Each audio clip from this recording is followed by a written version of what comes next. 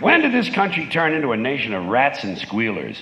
Have you noticed this? Last 10, 15 years, rats and squealers and snitches, people spying on each other, turning each other in, call them the tipster hotline. If you see a crime, call the tipster hotline. Let me tell you something, it's not the tipster hotline, it's the rats and squealers hotline. But if they called it that, you know how many people would use it? Yeah, lots of them. Because people have no principles anymore. We're living in a nation of stool pigeons. How am I driving? Call 1-800 and squeal on the truck driver. Sounds like a small thing, but it's not. It's an open invitation to be a rat. And that's what people are turning into. They cooperate with prosecutors, for Christ's sakes. Prosecutors, the worst kind of dishonest swine ever to crawl out of the devil's asshole. Just the worst fucking humans. And people make deals with them. They plea bargain. They betray their friends just to stay out of jail. That's what happened to those poor guys in the mafia. They sold each other out. Shit, when I was a kid, we looked up to the mafia. We admired and respected those guys because they had a code of silence. No one talked, ever. Now they squeal on each other, make a book deal, buy a fake mustache, and move to Pocatello, Idaho. You know something? They deserve fucking Pocatello, Idaho. And speaking of places where people blow cows, let me ask you a question. I got a question.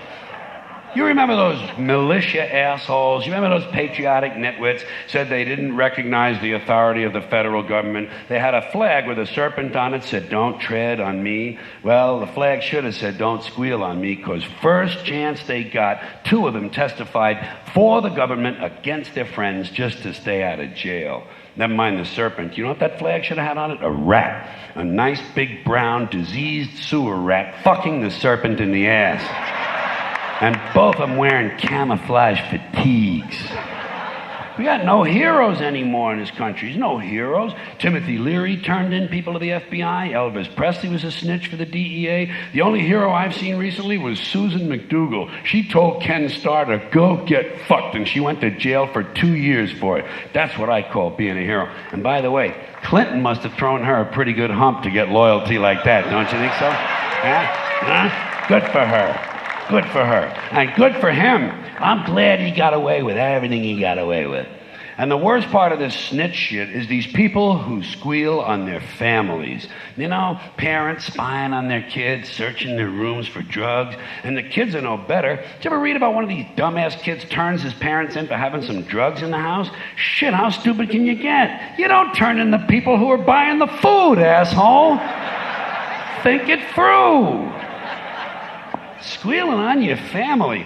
Theodore Kaczynski, the Unabomber, one of my personal heroes, by the way. You bet your ass. He was turned in by his own brother. You don't do that. You don't turn in your brother or your parents or your kids, no matter what they're doing, even if they're selling drugs and killing people. Whatever happened to family values? In fact, you should never cooperate with the police ever at any time for any reason. Fuck the police. Fuck the police. Let them solve some crimes on their own. They rely too much on jailhouse snitches, unsolved mysteries, and America's Most Wanted to get other people to solve their crimes. They turn good citizens into vigilantes and bounty hunters, lower than a snake's ball bag.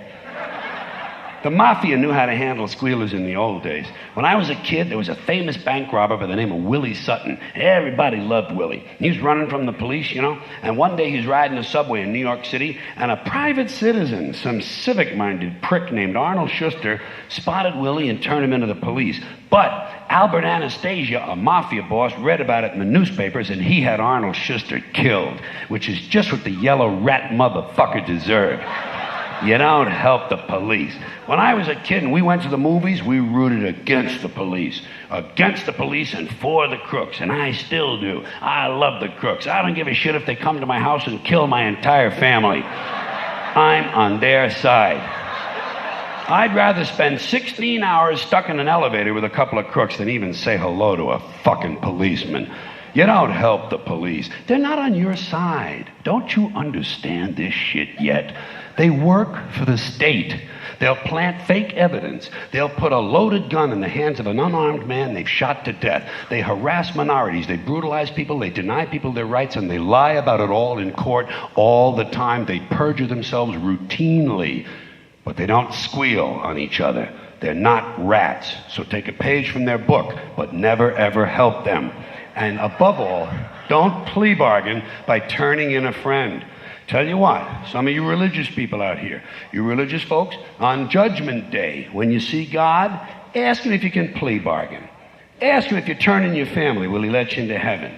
You know what he'll say? He'll say, go to hell. He'll say, go to hell, you fucking squealing prick. Because even God hates a rat. You know what Jesus should have done? He should have beat the shit out of Judas. Just grabbed him by the beard and beat the shit out of him.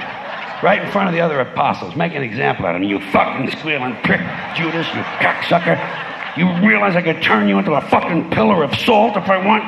Turn you into a fucking monkey. How else I can be a fucking monkey?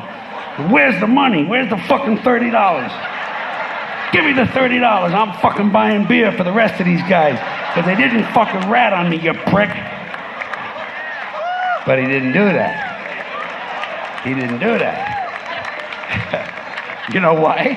You know why he didn't do that? Because he believed in all this goofy love bullshit. But you notice something else. He did not plea bargain with the Romans. And he didn't squeal on the apostles, you know? He kept his big fucking yap shut, and he took what was coming to him. We can all learn something from Jesus, even if it's not what we're expecting.